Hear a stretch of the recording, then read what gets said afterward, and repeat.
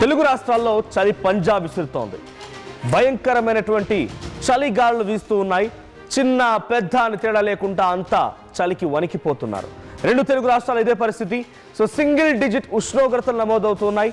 అంటే 7, 8 కొన్ని ప్రాంతాలు ఆదిలాబాద్ లాంటి ప్రాంతాల్లో 6 వరకు కూడా డిగ్రీలు నమోదవుతున్న పరిస్థితి. అంటే గడ్డ కట్టకపోయే చలి మంటలు కాచుకుంటూ రాత్రంతా కూడా దాదాపుగా ఒక మధ్య అర్ధరాత్రి సమయం వరకు కూడా ప్రజలంతా బయటే చలిమంట కాచుకుంటూ ఉన్నారు. సో ఆ మంటల్లో వాళ్ళు కొంత టెంపరేచర్ నార్మల్ చేయగలుగుతున్నారు. ఆ వేడి కాచుకొని లేదంటే ఎక్స్ట్రీమ్ సిచ్యువేషన్ ఉండే అవకాశం ఉంది. సో ముఖ్యంగా ములుగు అండ్ ఆదిలాబాద్ ఈ అటవీ ప్రాంతానికి సమీపంగా ఉండే ప్రాంతాల్లో చాలా పెద్ద ఎత్తున 6 డిగ్రీలు నమోదవుతున్నట్టుగా తెలుస్తోంది. సో కొమరంభీం ఆసిఫాబాద్ జిల్లా, సంగారెడ్డి, రంగారెడ్డి జిల్లాలో చలి తీవ్రత చాలా తీవ్రంగా ఉంది.